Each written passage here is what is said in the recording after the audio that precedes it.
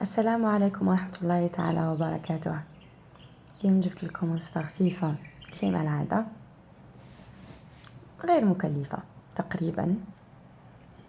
جبت لكم مقارون بصلصة بيضاء.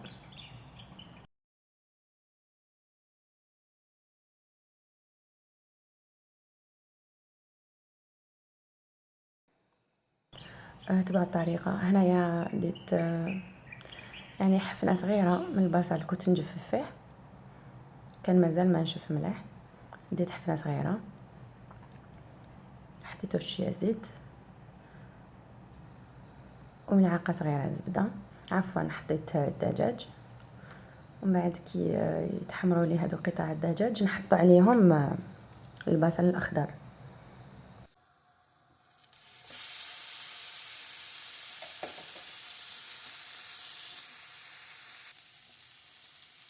إكليل الجبل من المعطرات اللي يتماشاو مليح مع لي بات، يعني ننصحكم تجربوا طيبوا به. بون كاين بزاف اللي يطيبوا به وكاين بزاف تاني اللي ما يعرفوش. اذا بان لكم هكا في طريقكم في المارشي ولا في كاش جنان ولا يعني حاولوا تدخلوه في الوصفات ديالكم، لانه صحي ومعطر، يعني يعطي مذاق بنين في الاكل. ضفنا هذيك الحفنه صغيره تاع البصل الاخضر. هنا كاين بذور الثوم، كانوا عندي هذوك بذور صغيره تاع الثوم، انا ما نرميهمش، ديما نحتفظ بهم.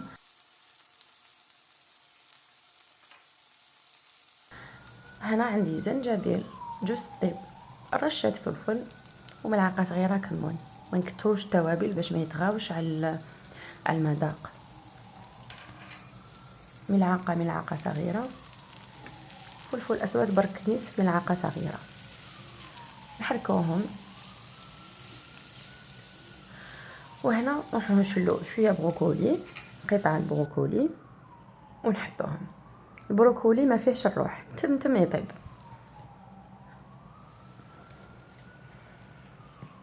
هو من الافضل ما يطيبش مليح، يعني تخلوه شويه قبل ما يستوي، قبل ما يطيب، باش طبعا يبقى محافظ على لي فيتامين ديالو. هنا ضفت 3 كيسان حليب. ما تضيفوا فرينه ما والو، لانه لي بات راحين يعقدوا يختروا المرق. وتاني الفرماج، الجبن تاني يختر لنا هذاك الحليب اللي درناه. يعني هاد المكونات كامله حين يعطوا واحد النكهه متمازجه ومتناغمه ولذيذه. نتمنى ان شاء الله تجربوها بهذه الطريقه.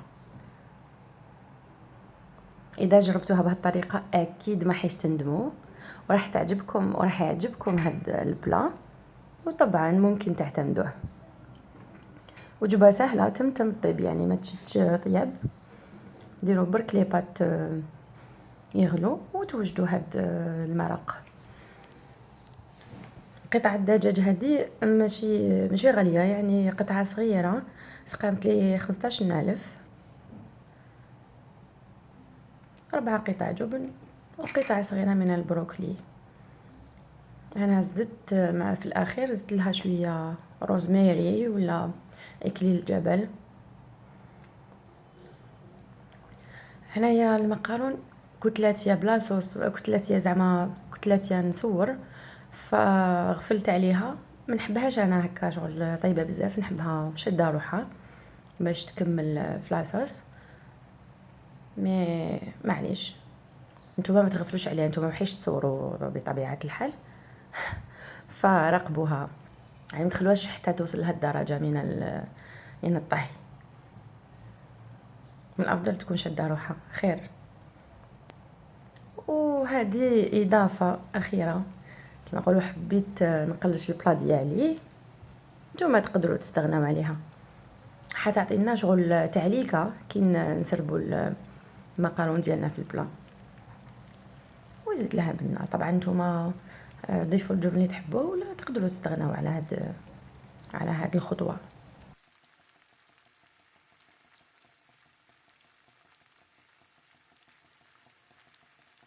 نحركوها ونروحو نحطوها في البلا وبالصحه والراحه كيما يقولوا خاوتنا المراركه.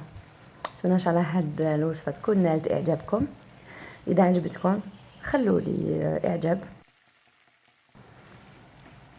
واشتراك في القناه باش تطلع هكذاك تدعموا القناه وتطلع شويه. ملاحظه صغيره، هنايا كي تصيبوا هذيك المقارون نشفت لكم زيدوا لها فقط شويه حليب. انا زدت لها حليب باش جاتني هكا كريموز.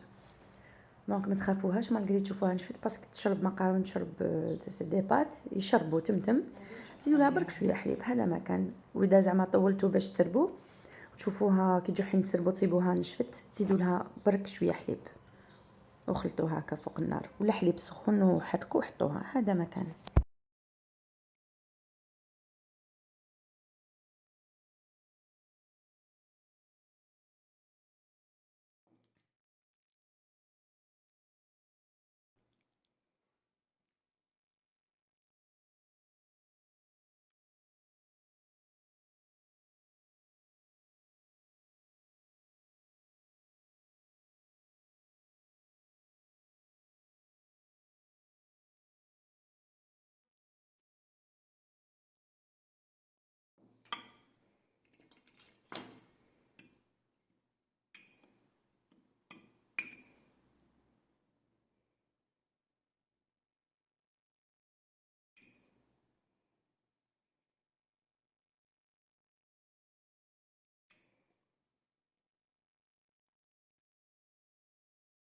شبعت بسيه راني غرست لكم شجره هنا.